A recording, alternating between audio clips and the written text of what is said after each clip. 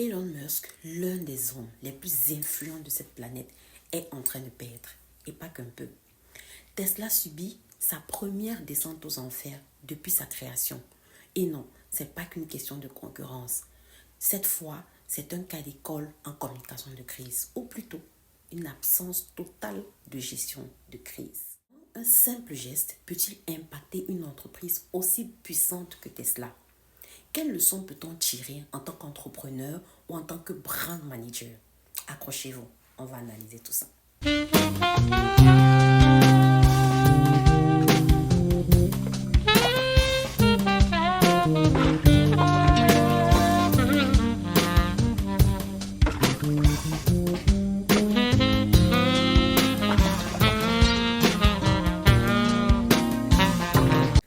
Tout commence lors de l'investiture de Donald Trump.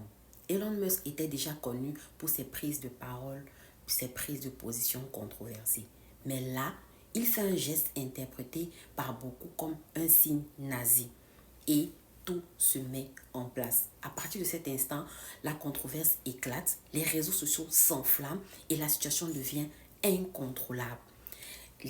Une campagne de boycott naît sur les réseaux sociaux et même dans les rues de Londres où il y a des pancartes qui sont placardées dans les rues et même dans des abribus pour boycotter la marque Tesla sous toutes ses formes. Les véhicules sont vandalisés et les stations de Tesla également sont vandalisées, ce qui contribue à inquiéter les propriétaires de Tesla.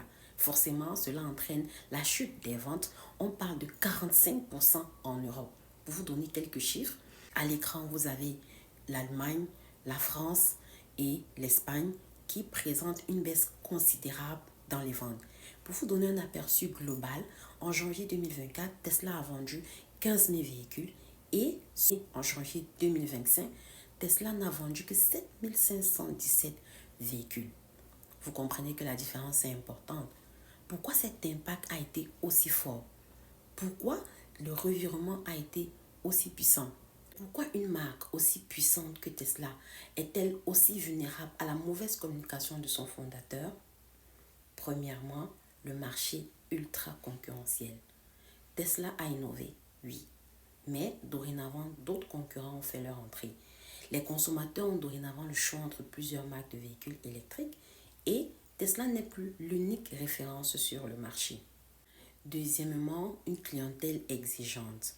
Les acheteurs de Tesla sont souvent des personnes sensibles aux notions d'innovation, d'environnement, mais surtout d'éthique. Un mauvais buzz comme celui-là peut les faire fuir vers d'autres marques. C'est aussi ça les codes du luxe. Et enfin, un Musk devenu imprévisible.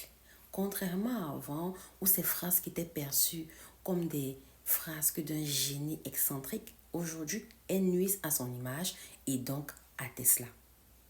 Rendu à ce niveau, que peut-on retenir de ce fiasco en tant qu'entrepreneur, en tant que brand manager, en tant que gestionnaire de marque? En premier lieu, je te dirais que ta marque, c'est ton image. Peu importe la qualité de ton produit. Si ton image est ternie, tes ventes peuvent en souffrir. Deuxièmement, une mauvaise communication peut entraîner une perte drastique des clients.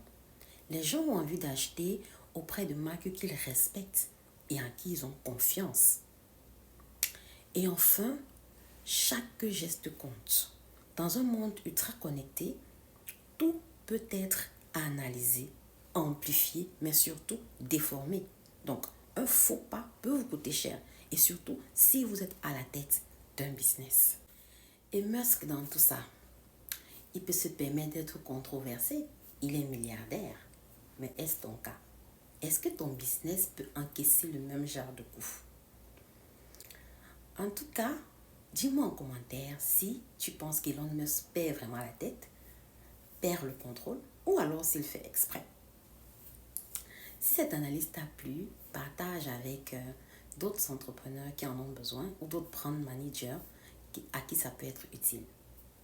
Abonne-toi également pour plus de contenu de ce type où nous analysons et nous décortiquons les stratégies de communication et de marketing.